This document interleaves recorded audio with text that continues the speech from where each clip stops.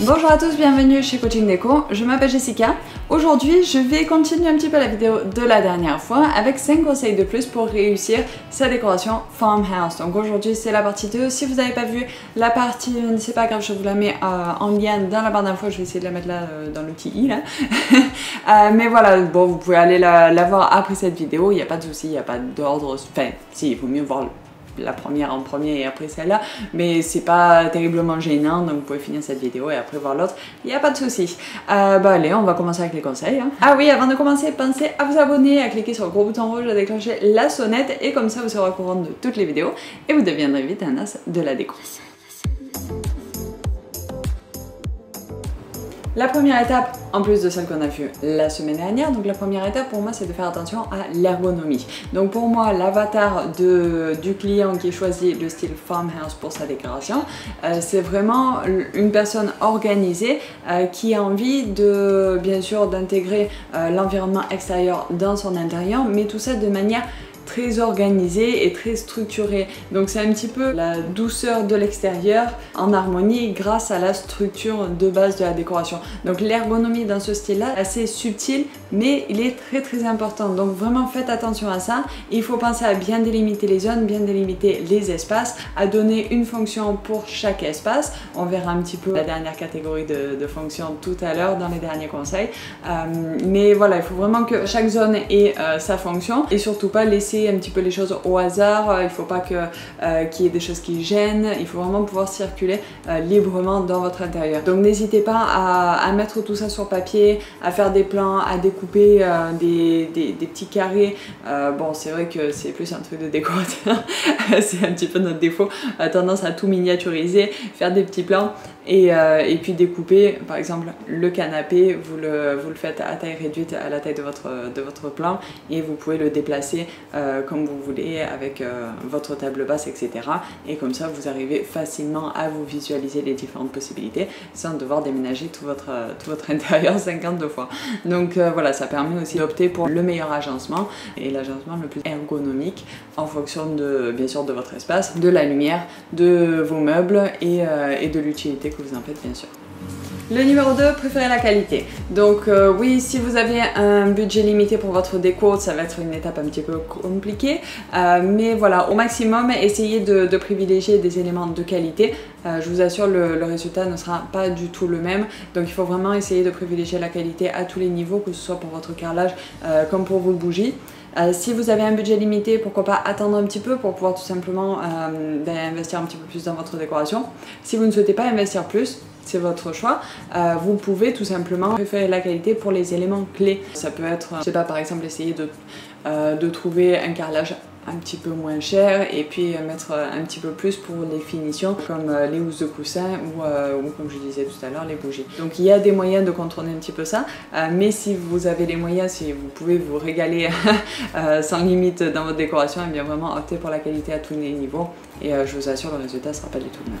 Mon troisième conseil, c'est tout simplement de jouer avec des tons neutres. Donc on l'a vu dans la première vidéo, c'est un style qui est très lumineux, qui privilégie surtout le blanc ou en tout cas les blancs. Je vous laisse aller voir l'autre vidéo pour ça. Pour pouvoir tout simplement apporter un petit peu plus de profondeur dans votre intérieur, eh bien on va pas rester juste sur un seul blanc sur toute la maison, ça fera un petit peu hôpital.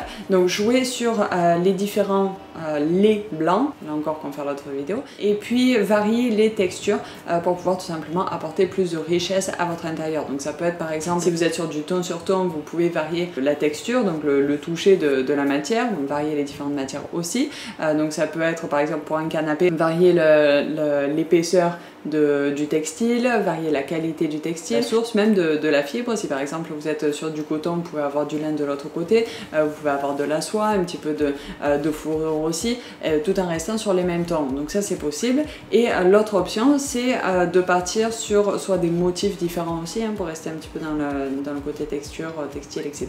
Mais vous pouvez aussi jouer sur des tons proches, qui vont venir se compléter. Donc par exemple un blanc cassé, un beige et pourquoi pas un petit gris au milieu. Donc ça c'est possible, mais attention, là il faut faire attention à comment vous les agentez pour pas qu'ils soient en concurrence, pour pas que ça jure. Donc ça c'est un petit peu plus délicat, donc si vous n'êtes pas trop à l'aise avec ça, je vous propose plutôt de jouer sur les textures.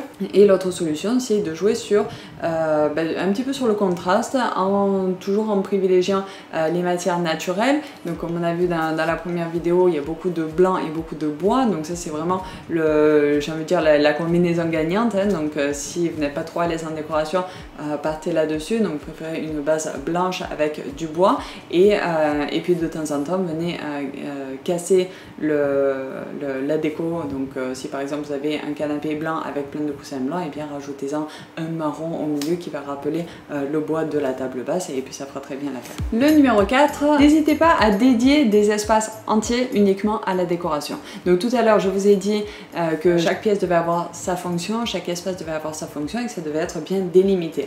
Et bien une de ces fonctions peut très bien être d'être simplement décoratif.